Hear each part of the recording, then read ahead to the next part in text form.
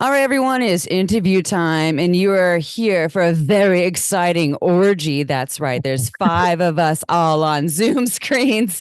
It's like I remember the COVID days going to one of Read Me Halko's sex parties when he brought them online, and it was like this like online, 60 people all having like sex on Zoom. Anyways, we're not having sex with each other. We're talking about sex, but we're calling it an orgy right now. I like it. Yes, this is our orgy, and we are super excited to learn all about CINTIMA and also about the topic: what is an intimacy coordinator? And this is specifically related to intimacy coordinator training for film and television, but also everyone, don't worry, it's related to sex, so it's exciting. But this is also the first time, Miss Amy, let me Yes. interject because we're not next to each other. I can't squeeze your leg like I usually do when I'm like, let me say something. But we have five folks total on different screens, which is why it's the orgy. So Yeah. we have so much like amazing humans that we want to talk to about this really cool new something that I've never heard of. So I know people don't like popping the cherry, but you're popping my cherry with this particular subject, which I appreciate. Yeah. So I just wanted to say that five people. So if you're not on YouTube and you're not watching us on YouTube, check it out because there's all these different boxes. I don't know if you can see all the boxes. I think they will pop up at different times, but yeah, that's cool. It's like Brady Bunch over here, but like way more exciting, more evolved. Okay, so our listeners already heard a little bit about y'all and the your CINTIMA, the creation, the offering in the bio. But we always ask this or start with the same prompt for anyone that's on our show. I know Jimanekia, you've been in our show before. You were in episode like when we were close to 400 episodes. It was like before episode 50. I remember where we were recording. It was like in the beginning when we were baby bird podcasters. Yes, and that was more related to trauma, and we'll talk more about that because I know you still have the podcast Trauma Queen.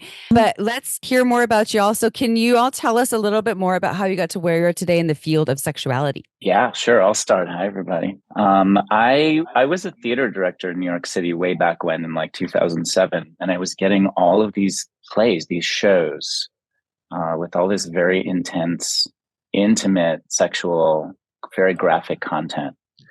And actors were really excited to work on the show. The playwrights were amazing, but it was a moment where everyone was writing like super sexualized work.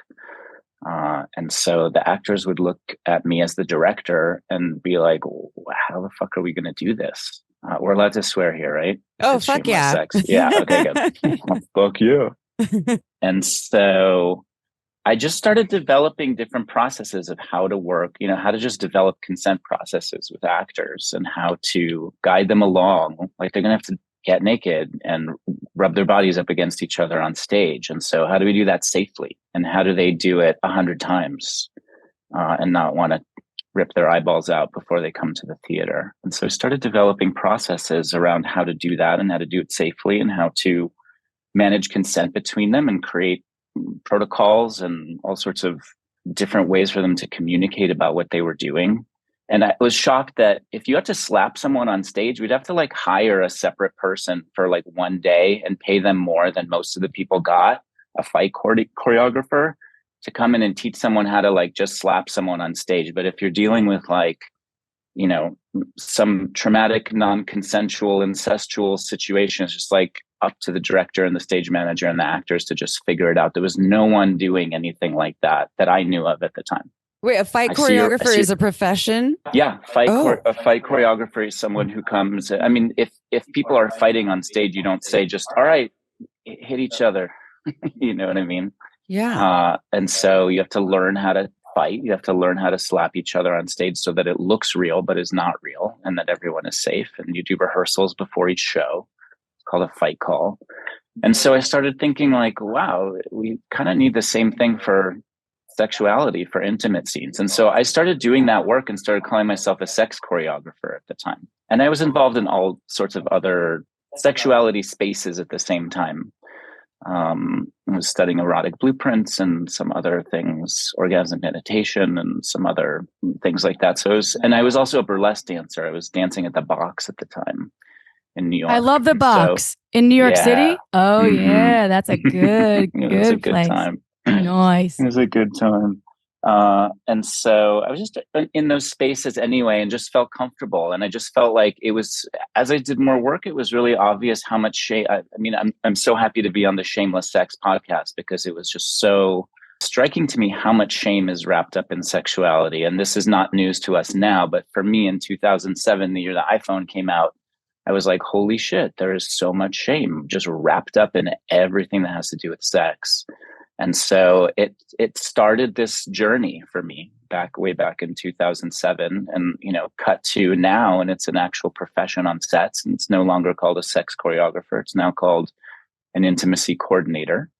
And we are professional artists, and we work with actors and film productions and teams to ensure that intimate scenes are carried out safely and respectfully and consensually.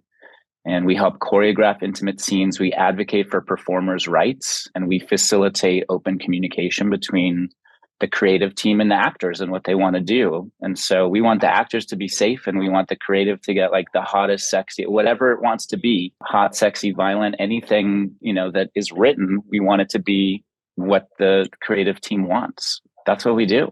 Amazing. And we want a little bit of an intro from the other two folks on here as well, because we have Jacqueline and as well as Jimanekia, who's been on the show before. So can you all kind of introduce yourselves so people know whose voice belongs to whom? And thank you, Yehuda.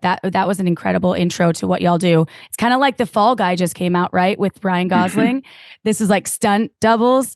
And this is like almost like stunt doubling for like intimacy in scenes, which I think is dope. So anyway, that's just my take right now. So whoever wants to go next, please. Yeah, I was an actor and an actor professional auditioner. And I had an acting teacher do like this sort of psychoanalysis on me, like acting thing. And he was basically like, you should be playing more roles where you're like involved in sexual taboos. And then I sort of like, in meditating on that, found a podcast with an intimacy coordinator, and then did some digging about how I could get training, and found these two, and they became my teachers.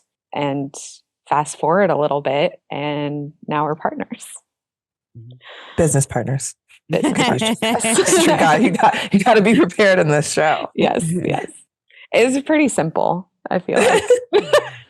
Yeah. And I am Jimanekia. I am the third person in this trio. I got into sex ed when I was an elder in 28, when I first met Amy in the woods, studying how to be a sex educator. It was a time. My background is mental health. It is specific to trauma, specifically sexual assault. And that's just been my jam, working in mental health, working as a sex educator. And one day someone reached out and said, hey, there's this opportunity to work with these individuals to create a program. It was Yehuda and another individual. And I was like, I don't know what an intimacy coordinator is. What the fuck is that? And they're like, well, this is what we would like from you. Like bringing in my expertise. I was like, I don't want a new career. I'm good. I got enough shit. But I thought what they were doing was really cool. We did 2 cohorts beforehand, and I really loved my connection with Yehuda. I thought we balanced each other out really well. And we sat down and thought about, did we want to leave this company? Did we want to just walk away from, training folks? And it was like, no, we wanted to do it in a different way. And so Yehuda was like, I think we should ask Jacqueline. And I was like, why do you think that? That's always my question. I was like, why? What is that? Give me more information. And Yehuda was like, she's really passionate. She has all these things. And I was like, cool, let's have a meeting. We had one meeting and it was like, all right, so we're doing this. Like it just felt right. Our personalities match well. As we said before, off the record, Jack and I are both Gemini. So really Yehuda has 4 Black women that he gets to work with on a daily. And it's a time. Within this work though, when creating CINTIMA, we wanted it to be something that you walk away with not only like knowing how to do this job, but you're also like a better human. That was really important to us in creating this. So making sure there's a huge mental health component, that there's sex ed, there's gender, there's trauma, there's so much that you can walk away and just be like, oh shit, I learned so much about myself and I get to go help other people. So that's how I got here with these two. And it has been a journey. It's been a stressful journey, a fun journey. I don't know. We've all cried. It's great. I mean, that is great. And that's kind of sometimes how things take shape. It's not necessarily that you went and found it. It almost found you all in a way that was serendipitous. And that brings me to this question, because we kind of have a feeling of where this came about and what the inspiration was behind it, CINTIMA. And so the focus, just for folks that are listening and like, wait, what? So intimacy, that we're talking about sex in movies. So can you just elaborate a bit on the fact that this focus for training isn't just for porn, or it's not just for certain, I don't know, je ne sais quoi, some sort of short films that are sex-based. This is from my understanding thus far, for anything in the cinematic role or television. So what's like the training that's involved, or am I wrong? Is this just for porn? I don't think I'm wrong, but what give us a little bit more insight about, I guess, the film that's involved and what it takes to get this training. A long-winded version of a question. Jesus, April. Well, it's also for porn. It is. And we do have some porn performers who have taken our courses and who have taken this training to their porn sets. The difference, obviously, between porn and mainstream media is that porn is people are actually going to be physically having sex. And in mainstream media, they're not. We're faking everything. And so there's a lot of techniques to how we fake everything. And aside from like the on-camera techniques and all of those really fun things that really fun to speak about and to get into, there's a huge administrative component too, of like signing writers and understanding, like everyone agreeing to what's happening. And there's a lot of behind the scenes communication between the creative team in terms of what they want, communicating that with the actors and understanding what the actors' boundaries are. Like, actually, I'm not comfortable with this particular thing, but I am comfortable with this other thing. And so then we can be like a creative liaison between the actors and the creative team and say, hey, listen, this is another way that we can get exactly what you want while holding these actors' boundaries and not crossing them. And so then inside of that, there's like all sorts of garments that we stick to people to cover different body parts and barriers that we put in between them. And so when you're seeing like hot, steamy sex scenes on, HBO, for example, sometimes you are actually seeing people's bodies. Sometimes you're seeing body doubles of those people, like doubles pretending to be those people's bodies. And you do see their bodies up against each other, making out and having sex, and looks really real, but it's all fake. And that's like the art of what we do, really understanding how to make sex scenes and intimacy just come alive. And there's so many different ways to do that. Mm-hmm. Lighting, gesture, touch, clothing, communication. And it all has to do with like just different like a quiver of skills that we have, that like a toolkit that we have of all these different techniques that we can draw on. And when it comes to porn, you still need to negotiate boundaries in porn shoots. I think traditionally in all media, boundaries have not really been held very well, because there's someone who wants to sell something and someone else who's getting paid to do something. And inside of that, there's a discrepancy. Person who wants to make and sell something wants it to be a certain way. And the person who's being paid to perform it is like, I don't know if I actually want to do that, but there's a strange power dynamic here. And so I guess I will have to do it. And so having someone like us in between there, like, we can help make sure that everyone is getting what they need. On a porn set, you still have to negotiate boundaries. Like, you're not going to go, anal to vag to anal. So I'm going to pull out all my bad language. We use different language on sex. Yeah, no, I know, but like, we use different language. Like, we try and really desexualize the language that we use on a film set, because we're trying to neutralize everything. And so, like, we want. What do you use instead? What do you use instead of vag to penis? I'm just curious, like, or anal. Were you like, are you like pumpkin to like hot dog? What do you? Yeah. I mean, I don't know. I'm just. That's exactly right. Curious. We say pumpkin to hot dog. I was right. No, I was like, no fucking way. That's actually a conversation that we would have with certain actors. Like, what do you call your parts? Yeah. But we would say, we would talk about the type of sex that they're having, like, and I would say, like, okay, you're on your hands and knees and you're behind that person. And so we try to like degender, desexualize the language so that all of the sex stuff can happen inside of the actor's performance, and it doesn't have like, like it helps when there's like 30 people standing around watching people perform sex to desexualize the language. And if the crew and everyone starts to desexualize the language, the actors can feel more comfortable to just go into their space, get into their head zone, and and go for it. On a porn set, it's going to be different. You're going to say like, I'm not going to go like, from anal back into my vagina. Like, I'm just not going to do that. And the producer might be like, well, but that's what I want. And then if someone is standing in there saying, hey, that's actually not going to happen, there's a third party helping to mediate that conversation. That's really going to keep the actor safe. And it's going to tell a producer, whoever it is, that's wanting to push an actor's boundary, like, no, that's not good. That's not going to happen. But what else can we do? Like, let's cut, let's wash up, and then we can do it and do it as an insert. This is so fascinating because everything you're saying, it just applies to what I think most of us in the sex ed world. And I assume that April and Jimanekia would agree. Just applies to what we teach people about sex in general. Like, let's talk about it. What do you call your parts? What are your boundaries? Here's my hard stop and my hard no.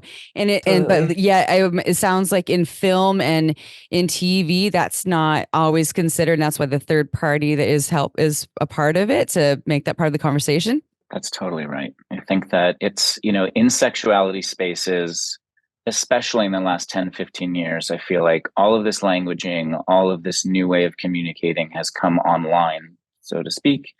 And we've started communicating in much deeper, more consensual ways. And we've started to parse our language differently and create new terms for everything. And like say, well, actually, hey, this particular feeling that I'm having, there was never a name for it, but now I'm calling it something. And so we're starting to name everything, and we're creating this like enormous vocabulary around sexuality. I feel like that is now just coming to the film world. And before it was just like, time is money. Let's get this shot. Let's get this done. That's not hot enough. Take your clothes off. That type of thing. And someone in a power dynamic, like an actor who's like, with 30 crew looking at them and a director and a camera and their career on the line, is not going to really feel so comfortable saying, I actually don't want to do that, because they might not work again. And so calling attention to all of this and saying that, and obviously, like we see just the historical bullshit that has happened, Harvey Weinstein, and it goes back much further than that, to the beginning of Hollywood. All of that behavior, I guess, I don't know, it is like a culture, I guess. Totally. It's like it's an American culture. It's a human thing. Anyway, sorry, I went off on a tangent. Dan, we love tangents. Anyway, I was just saying, like, there's been, a mountain of historical bullshit in terms of like people's behavior on set without people advocating for other people. All of this is so fascinating, and I don't know why I wouldn't even think about this. I didn't know. We've talked to like Erica Luss and other people in the porn industry about how they're bringing conversations about consent and boundaries behind the scenes for, the actors. And I just never even really thought about this also moving beyond to, beyond porn. And we'll get more to the intimacy coordinator piece because April and I have so many questions about that. But first, I'm really curious about how watching a show with intimate plots can deepen a couple's relationship. I mean, I have an idea, right? I watch shows and I'm like, oh, wow, this is, my partner, like, like proposes questions and things. But specifically, not just with that question, how does the quality of the content of the intimate scenes, how does this matter? And including what's happening behind the scenes, how does this affect the consumer, specifically talking about like couples? I can talk about that. I'm not a part of a couple, and I've spoken to couples, not about this specifically, but I do think that media plays the role of sort of igniting or initiating conversation and question and curiosity. And if it's done well, you're feeling something. And if I think it's like pretty standard, it's like a thing that couples do to Netflix and chill or wherever you're like watching your content, that it's a way in to things that one partner might be thinking that might not always be on another person's mind. Mm-hmm. It's like, it's just scenarios. It's like, what if that happened to us? And it just opens up a way to talk about something. Mm-hmm. Do you all watch Succession? Yes. Okay, so season 1 of Succession, my friends, this couple, they hadn't had sex in like, I don't know, it was like an 8-month dry spell or something like that. And so season 1 of Succession, Nate and Shiv are sitting in their car, like deciding if they should go back to Nate's hotel room. And Shiv is like, fuck, because Tom is here. And she's like so conflicted. And you just see this conflict on her face. And then she takes Nate's hand and unbuttons her pants and just slides Nate's hand into her pants. And then just kind of, they're sitting in the car. And she just kind of looks up and then cut to another scene. And that scene had so much feeling in it. It was so fucking hot for my friend, this couple of friends of mine, that they like turned off the show. They closed the computer and fucked, like right there. Like it just like reignited something for them. And I think we're in a space right now, storytelling wise, where and just understanding of human sexuality, where like so much character development, so much nuance can come out of seeing the way that people interact sexually. I mean, if you just even think about like the people that you've hooked up with and like how different they are when they're in there, like when the erotic flower opens, or, you know, like when the erotic bloom or blush is upon them, how different they are than in their everyday life. And like it's a different persona in a way. So I think that there's so much space for like character development and understanding people in such a deep and different way through the telling of intimate stories, whether they are for mainstream television or for, you know, media like Erica Lust makes. And she does use an intimacy coordinator as well. Oh, awesome. Yeah, you can see in her credit rolls that she has intimacy coordinators that work, that probably just negotiate people's boundaries. Like, what are you into? What are you not into? And so, yeah, I think it's just this really incredible kind of renaissance moment for sexuality. And it's a really kind of beautiful space. So I think that media just has this really important role to play and can really show people things about and really connect people in certain ways. And it can show the dark side of life as well, which I think like that really sells. But I'm personally just into those stories that's like, you know, it's just like, you know, bringing new light into the dynamics between people and how just varied and wild and beautiful sexuality can be. I think it gives people permission. I think when you watch something, you kind of get that like, oh, I didn't know that was an option. And then, oh, someone else is doing it. So maybe it's not the bad thing. Or maybe that thing I've been thinking about, now I can see it actually happening. And then it's like also like, oh shit, that's not how I thought it would go. And this looks better than what I imagined. So let's try this version. And so I think that is also what a lot of television does, is it gives us permission and it makes us ask more questions. It also like opens up communication for folks sometimes. Even the weirdest shit, you're like, what did you think about that? Which can lead to another conversation. And then it also makes people go to their Good Girlfriend Google that's free and start looking shit up, like finding a yes, no, maybe list. Like this could be, those starter conversations can allow for expansion inside the bedroom and outside of the bedroom. I would also add that like pre-intimacy coordinators, like Yehuda used the word renaissance. I think that's a really great word for this. Like there was an element of like staleness or like sameness in sex scenes. And I think intimacy coordinators can come in and like offer some imagination to what people might think is sexy or hot or turn people on. Like there is so much more to good sex and like good stimulation than two people in missionary. Not that there's anything wrong with that, but I feel like that's kind of the go-to in cinema, or had been. You're so right, because I realized watching, I don't remember, I've been watching so much damn TV in the last 4 years, more than I ever had. I guess there's way more access and way more streaming platforms, and there's just more content than ever before. But I remember watching sex scenes like from the movies that I grew up on when I wasn't supposed to be watching them, but like Pretty Woman, Fatal Attraction, and they were all kind of like very one shade of a thing. Like they never were that hot, but they were even like 9.5 weeks, or there was a movie from the 80s that Amy and I watched that was mind blowing back then. It was the 80s and 90s. Anyway, it doesn't matter. Now I watch a lot of shows. The series on Netflix that was not Sex Education, not that one, but the one with like the two people, the Australian guy, and they had shown like I think a prosthetic penis, because I think his real penis wasn't. What, remind me of the show name, please. Someone help me. I can't remember the name of it, but I watched it. Killing me right now. It's Sex something. I'll Sex Google something. it. Damn it, April. Yes, please Google. I need the help from our sister Google because I can't remember it. I watched all of it. But the point is, it has come a long way. That's my whole point for bringing up this tangent, because it has come a long way. And a lot of the scenes you see now are spicier. They feel like soft porn, but in like a way that's like, oh, wow, this is hot. Like I'm feeling something that I knew before was a total acting on acting scene. Now it feels like this could be realistic. Are those people vibing for real? Like those actors? So this is just a really cool way to hear where this is stemmed from, because before I'm sure there were so many different legalities maybe involved with actors, and they couldn't do what people do, like being naked and acting like you're pumping and humping on film. I don't know. Or so like what you would have said, if you actually advocated for that, you might lose your job and not be hired. Which is fucked. That's crazy. Oh, Jimanekia said sex yes. / life. Yes, I remember that. Sex / okay, thank you. Thank you. That was a lifeline. I needed that lifeline. Okay, so let me get to a question. That was just an observation, because I love TV and I watch a lot of it, and apparently I like a lot of sex in my television.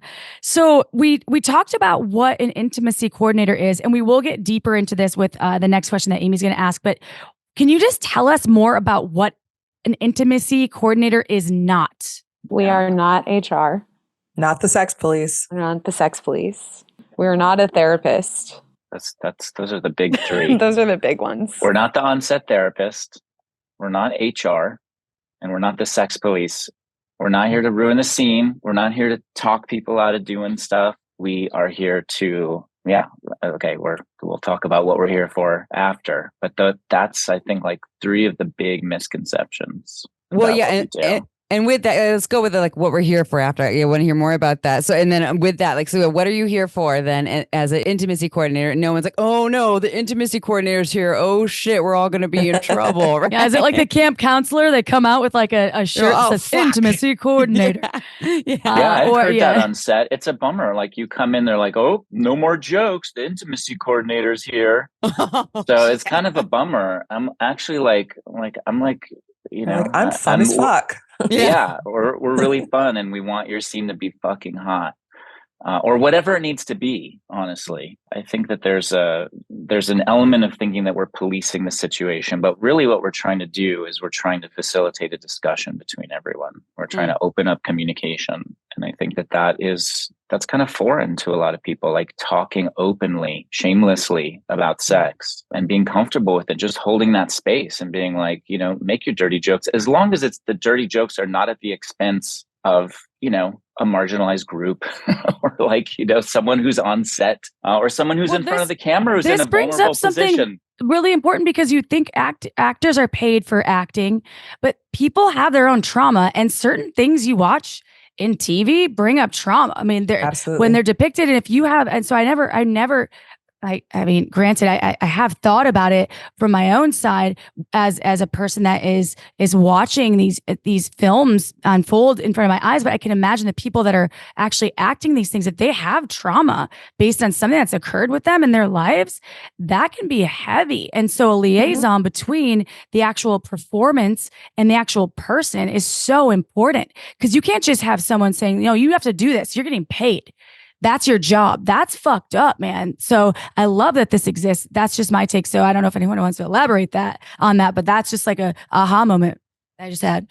Yeah, I think it's so important to address those things and remind people that actors are humans. Like we're all regular ass people, and it is a job. And that was really important for us, and being able to name that. And that's why we made sure that there are such deep mental health components. And also you have to be mental health first aid, right? That's also a component, but also the communication portion is so big. We have a communication section, and we have the sex topics and things to, again, normalize that these things do exist. We can't act like you're not someone with trauma, because statistically, all of us have some type of trauma. No one's just walking around here unscathed. So like creating a safe space for that person is something that these two do on set all the time. Like the conversations beforehand, like understanding who you're working with is also such a big component to be able to show up to support someone. Mm-hmm. And y'all can speak more to that. But yeah. Well, and again, bringing that to just like what we teach in sex ed, like understanding the people you're having sex with, like Absolutely. what is their history? What are their boundaries? And also like, what is their maybe it's like, casual sex. I'm not like, with the first time I'm like, so tell me your trauma history, but maybe I should actually, but are there questions more like, what should I know about you to help you feel safe and to help us have, an experience where we both feel safe and we have permission to be ourselves and we're not harming each other. I mean, yeah, I should probably do that with my casual sex partners. That's think about it. And it applies to everyone. So coming to the intimacy coordinator piece that we're talking about, how do intimacy coordinators choreograph a scene, and what makes CINTIMA's training different and unique than what else is out there? I think the thing that sets CINTIMA apart, not knowing what other programs offer, is that we really focus on artistry. Like we want to bring this sense of like creativity and the nuance that is real in real sex to the moments on camera. And it's a process. Like it's based in movement and that desexualizing body language. You're talking about the pace, the tempo, the level of touch where bodies are meeting. And so I guess technically the way that it happens is like in our studio with Yehuda, it happens with storyboarding first, with these little figurines that we like. They're kind of like Barbie dolls, and you kind of put them together into like imaginative positions, which honestly is like extremely helpful to be able to communicate to some actors who learn better or can like see something better than just like bodies tangling. But yeah, we use those, which are really, I think there's a lot of utility in that. Our training has a choreography workshop. And again, without being able to speak specifically to other training programs, we have this studio with a lot of like camera equipment. And it's, I think, really important for us that our students understand how the camera works and captures moments and like how to manipulate bodies for that medium. And so we bring all of that to our training so that our students aren't like walking onto a set like, oh yeah, I'm doing this for a camera. Again, I can't speak to other trainings, but I do think that ours is very much like we want to make sure that we are sort of like igniting that pilot light in everyone who is an artist or a storyteller or a creative, and like finding that imagination in choreography when you get the opportunity to. It's really a privilege to be able to choreograph a sex scene. Many directors will want to do things themselves. That's not unheard of, and it's completely, I think that's completely respectable if there's a director who is confident in their ability to communicate in that way with actors. But there's some who want to collaborate with us or just want us to take a certain scene over, and we want it to be hot. Like we want the audience to like walk away from a scene that we've choreographed like really feeling, the intensity of whatever the moment is, or the fun of it. Like it's not always intense. Can I ask something, just elaboration on this? So just because I'm curious, and hopefully other listeners out there are curious too. And if not, sorry, I'm being selfish. So do people have to be naked if they look naked when they're being filmed? Do they have to be naked? Do they use prosthetic dicks? Do they use prosthetic vulvas? Or are there like the stunt double, the intimacy doubles? Are they put in for that, and that's how it's filmed? I'm just curious. Wait, is there an intimacy double? Is that a thing? Yeah. So a lot of this happens with the communication that you're having with both the creative team and your actors, your performers. Like all of those things are determined before. There's a lot of rules around prosthetics, and also they take a long time to make. So it's not like anytime you see a penis or anything else. I don't know, like merkins you would use, which are like, I can clarify some of the rules. You're not allowed to touch a penis in film or television. You're not allowed to touch a genital. And so anytime a genital is handled, for sure, it's a prosthetic. So I don't know if you all remember Euphoria season 1, when fucked up dad Cal is in the hotel room and you see, Jules is in the foreground on the bed while Cal is in the background, kind of blurred out, and he's putting a condom on a penis and the penis is erect. You're not allowed to show an erect penis on film or on television. You're not allowed to handle a penis on television. So that's out of the gate going to be a prosthetic. Some actors also, if they have to appear nude, they just would rather appear nude with a prosthetic than not with a prosthetic. And then a lot of people have their vulvas shaved, and you're not allowed to show a shaved vulva. Oh, really? You can't see lips. So you've never seen, I mean, I definitely have never seen lips in there, but you can't be shaved even like the front part of the. So it just has to be. That's where the merkin comes in. That's where the merkin comes in. So I have an outie vulva, so I could never be on film because you could see my lips from the outside. This is interesting. Yeah. Now I know. You might wear a merkin. Like you usually see just like a triangle of pubic hair if someone is nude, and so they either grow out their pubic hair, or if they're shaved, they'll use a merkin. Also, I don't want to like say a blanket rule for everyone, like that, this, it's going to vary per film. And, the film world is a little bit different. That's going to rely on distributors. But if you're talking about like network television, HBO, Netflix, like all, the networks, like it's all streaming services and stuff, each one is going to have slightly different rules about what they will tolerate in terms of exposure for bodies. Typically, you don't show a shaved vulva. You might show a landing strip in a particular scene, but a vulva is not going to be shaved. So you would use a merkin. They would build a pubic wig. I still kind of thought merkin was like a modern day joke. Or like back in the day when people had pubic lice and you had to shave it, and that's still a thing, right? You have pubic lice, you shave your bush off. But I didn't know that merkins were like still so commonly used especially in the film world. That's awesome. Yeah, they're used a bunch. If you all watched Winning Time in the first season, there's the scene where Jerry Buss is in the cantina with I forgot the woman's name, the character's name, but he like kind of reaches the camera's under the table and he reaches his hand into her underwear and moves her underwear aside and starts like massaging her vulva. Total prosthetic vulva. Like you're not going to touch an actor is not going to touch another person's genitals ever. So we use barriers in between people. Like your genitals will not be touched in this type of network or film, like film distribution, because that, for our, under FCC rules or whatever those rules are, I'm probably not saying that right.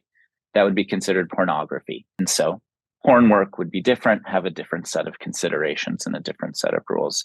If I can just go back real quick, I think another thing that we really stress in our training is sexual education. Like we really want people to have a really wide understanding of like the different ways that people show up sexually, the different relationship styles, different types of like kink, fetish, BDSM, difference between all of those things, and just, the wide spectrum of like gender and just the way that sexuality is represented and what we spoke about before. There's just like a kind of like maybe 2 or 3 archetypes that you see or that you have traditionally seen typically. There's the sexual, which is the pretty woman that you brought up. It's like sex, and maybe it's tender sex, or maybe it's like hot sex. And then there's like Fatal Attraction, which is kind of illicit. And Fatal Attraction had that amazing scene with Glenn Close on the stove, kitchen counter. Oh my God, the stove. It was on the stove, man. That was one of my spank bank moments for my whole life. Yeah. It's as a kid, like that was, and I saw that in the movie theater. That's, aging myself a little bit.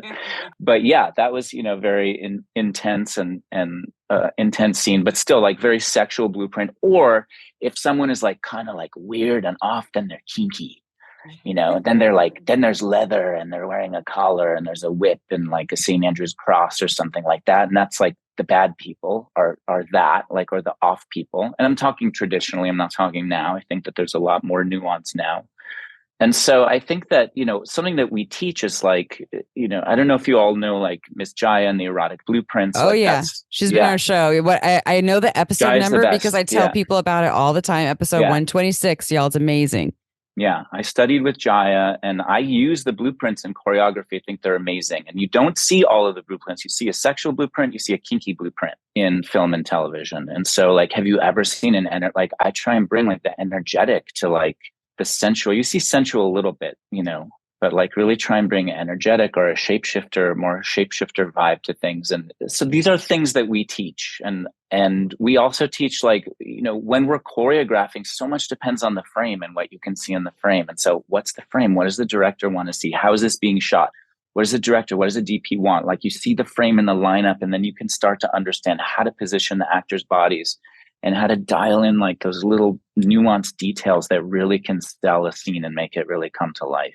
Those are the things that we teach. This is so cool. And this is it's sort of important, an important intro to this next question that I have. I think that you're going to hopefully expand on this question, because what does it take to be an intimacy coordinator? It sounds like there's a lot of skill obviously involved, but how can it help not only improve the everyday life of the consumer, but how can it make you a better human if you wanted to be an intimacy coordinator? And can anyone do it if I wanted to do it? Or what does it take? You can focus on whatever pieces of those, because that's a multi-layered question. We like to ask 5 questions in one. You could definitely do it, April. So could you, Amy. Yeah. Thank you.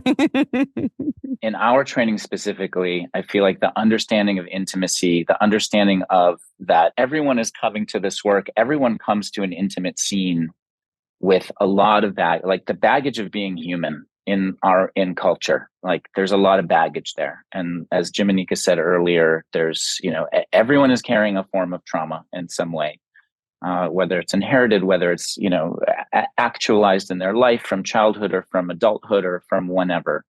And you just don't understand what people have been through and what can be their triggers. And so it takes a certain level of sensitivity to be an intimacy coordinator, a comfort with sexuality, an understanding of sexuality, an understanding of the spectrum of sexuality, spectrum of gender, spectrum of relationship styles. It takes a certain being able to read a room, read people, listen, like with your body, kind of to listen to people. And it takes a sort of sensitivity, a creativity and a sensitivity, understanding what a director wants, what a creative team wants, understanding what an actor's boundaries are. How can you bring those two things together? Because they might be really different. A director might want like, holy shit. And the actor's like, what the fuck? Really? Hopefully they've had conversations in casting before they've gotten to that moment. And usually they do, typically they do, but sometimes they don't. And there's a discrepancy, particularly like with background actors or day players who just like, are like, I want the job. And then they're like, wait, these are the sides. This is what I have to do. And so it takes a lot of creativity. I think it takes the ability to advocate and to really stand up and to navigate power dynamics that can be really uncomfortable.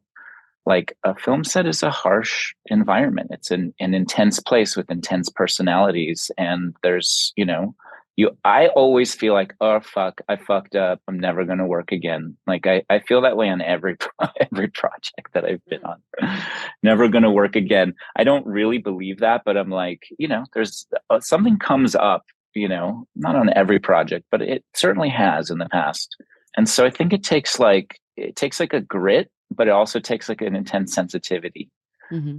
And both of those things kind of together. And then I think Jim and Jacqueline can speak to some other things. I think it also takes humility, right? Like there's also a lot of unlearning of your own shit. In our course, I will remind folks, like, you got to leave your shit at the door. And you're going to learn like, oh, I thought I knew this thing and I don't. Or, oh, I had this impression and now I have to unlearn things. Something I will always say this, something that it's hard. Like it's a new thing for a lot of people in different ways. And it's going to challenge you. Mm-hmm. Like even in ways that you're like, I didn't know I struggled here. Great. It's not a bad thing to learn these things. That's just where you get to expand. I will say one thing, like, this is not for people that are coming to save other people. Like this is not like, I want to be a savior, because Like it's not, right? Like because you're not centering what the work actually is. And like Yehuda said, it's a lot of goddamn paperwork. You get in there, you're like, I've come to do that. And they're like, that's so great. Let's talk this contract. Let's talk about the filing. Let's talk about the paperwork. And there's so much more that people, I think, don't understand about this job.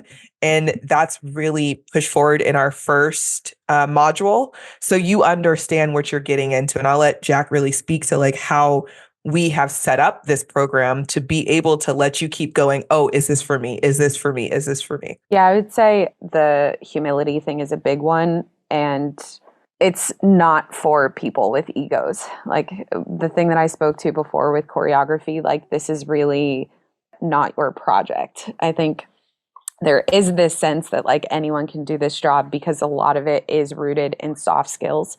But in terms of what can make someone like why it's good at just like human nature, at being better at human nature, is that so many of us think that we are better than we actually are at soft skills. That's right. Yeah, we think that we are better listeners than we are. We think that that everyone needs our advice, that we know everything already. And so there are a lot of people who come to us and they're like, I have XYZ things on my resume. Like I have all of these credentials and I think that I'm ready to be an intimacy coordinator, or I have all of these things. Do I need to do your whole training? Or I have been in the film industry for all of this time and I have all of this experience. We love experience. The three of us have a cumulative amount of lots of experience, but we still are constantly learning and reading and practicing and trying and, you know, like testing. There's always learning to be done. And so I think, especially in this industry of egos, that like if you're stepping into a creative space, that like you are not the person in charge as an intimacy coordinator. And so making sure that you check your ego at the door, that you know that this isn't your project, that you know that you are not the performer, that you're not the director, that you're not the producer, that you are here to facilitate the consent and boundaries, the artistry, the admin, the legalities of all of these things. Like you're kind of just a background operating system, and it's a great place to be for some people. And if you know that that's where you want to be and you can cover all of those bases, then yes, you can be an intimacy coordinator. It's kind of like this idea of being ready for something when the opportunity happens. Like with the choreography piece, I think people get really excited because we all grew up watching movies. And I think that's part of like what drew me to this, is that I grew up not being like with my mom covering my eyes for the bad parts, air quotes bad if you're not watching YouTube, everyone. Right, air quotes bad parts. And so that already like is conditioning people to that like sex is shameful or can't be seen or shouldn't be talked about. And that I think is part of the reason that I got so excited to talk about it as a profession.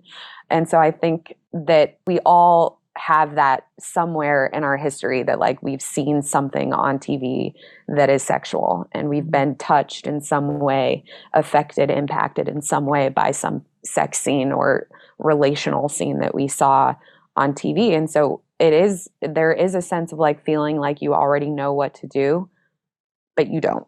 And and so our training is really set up as like a building block. And that's why we don't want people, a system of building blocks. And that's why we don't want people like skipping around. We also, like I said, don't know what other people teach. So if you are coming from other training organizations that have taught you certain things, we don't know what those certain things are. And we do value every lesson that we have. We've put a lot of time and tears and love into every one of these lessons, and so have all of our guest instructors. And so we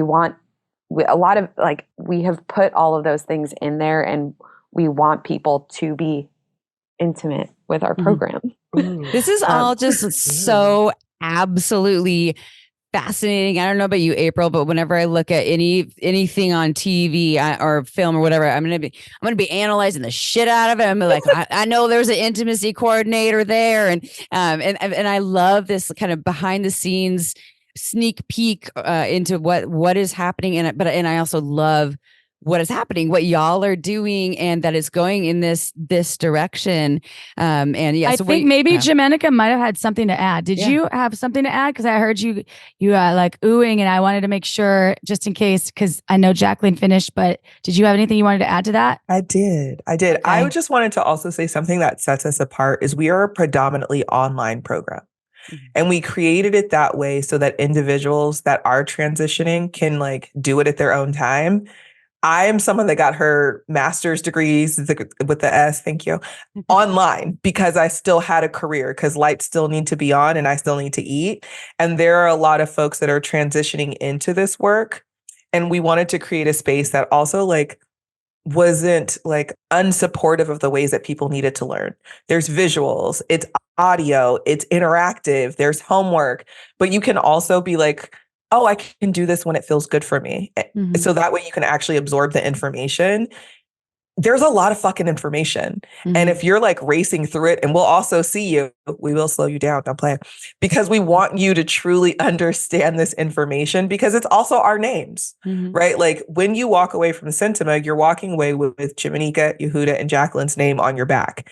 And so we want you to walk away feeling like you were supported and you got to like absorb the information at your own speed. So I just wanted to note that as well. I also want to add that we feel like this work, when you come to it, is actually life-changing, and it does increase your sensitivity to people. We teach tolerance, we teach diversity, equity, inclusion, belonging. We teach, queer history and cinema. We teach, so many needed life skills of understanding other people and understanding sexuality. And so we also feel like we just want everyone to be able to have access to this information. Not everyone who takes our course is going to be an intimacy coordinator. Some people who take our course are going to be the head of a studio someday. I just know that that's true.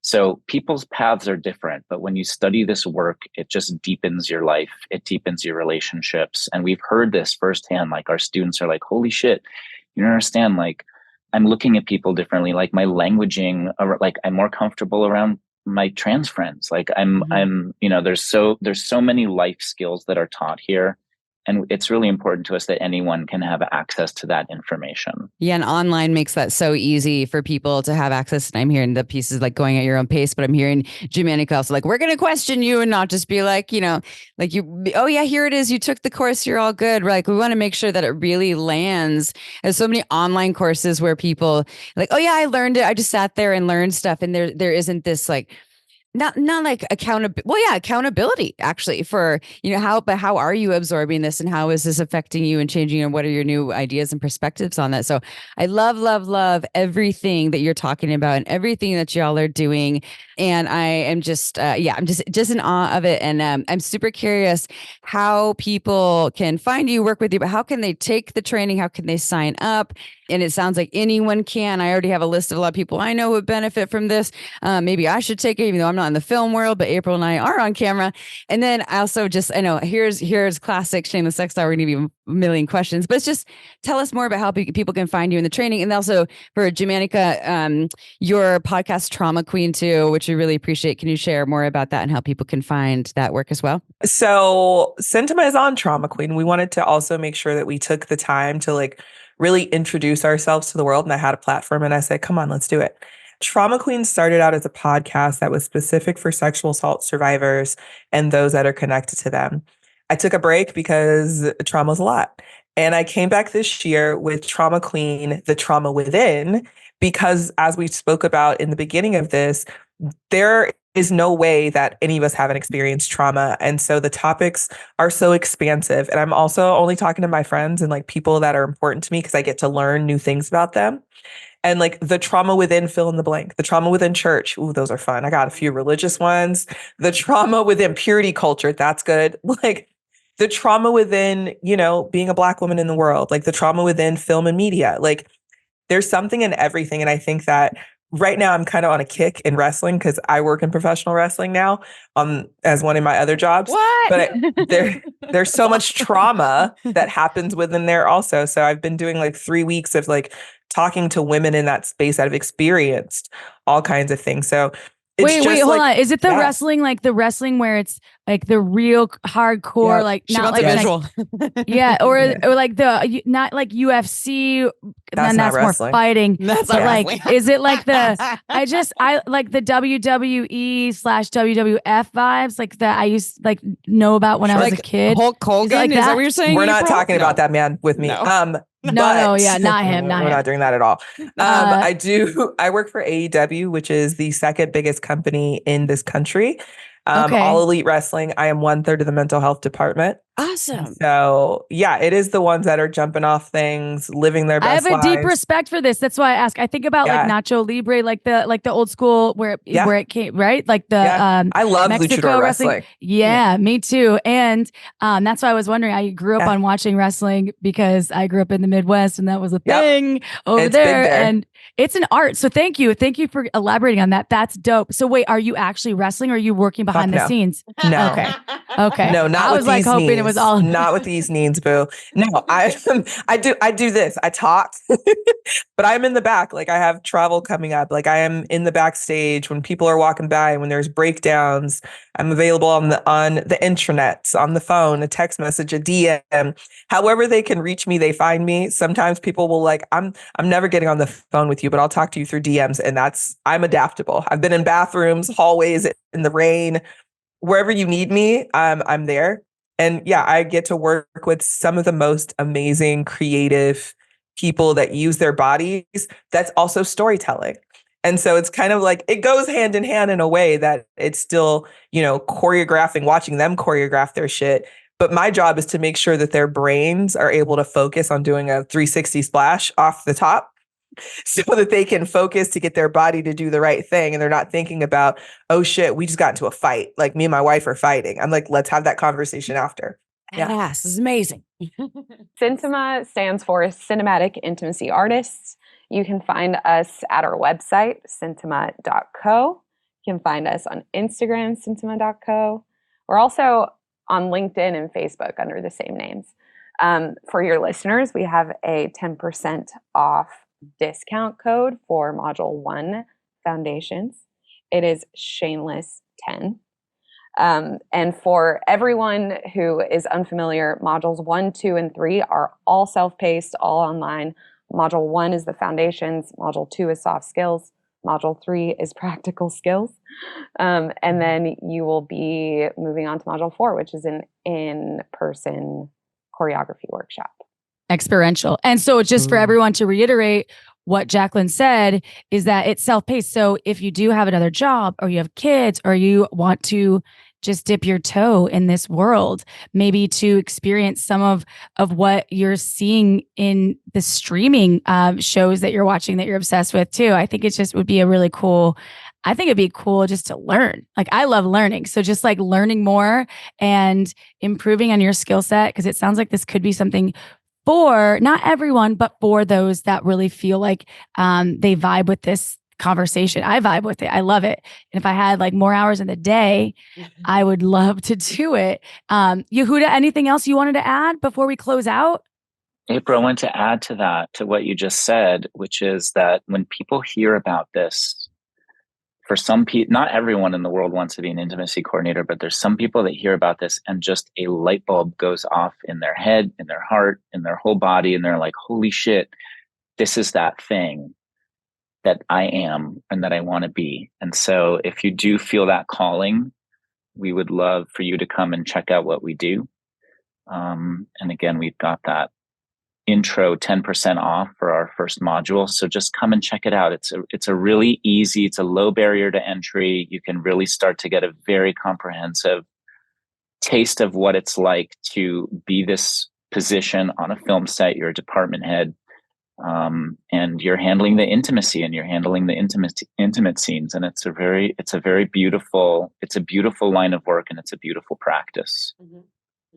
I'm so stoked that y'all have this offering. I guess I'm really glad that the film industry was able to have this much consent when it comes to these scenes, first of all. But I'm even more stoked that there are these evolved humans that think about the actual nature of people's trauma. They think about the nature of the art and the beauty of the scene. They think about all of these pieces. So it's kind of art unfolding, which is really cool to me because I have a deep respect for art. And I really appreciate y'all taking the time to share this. And I hope some of our listeners out there take advantage of this very generous offer that CINTIMA is sharing with y'all and Shameless Sex listener villes, wherever you are throughout the world. I should ask that last question. Sorry.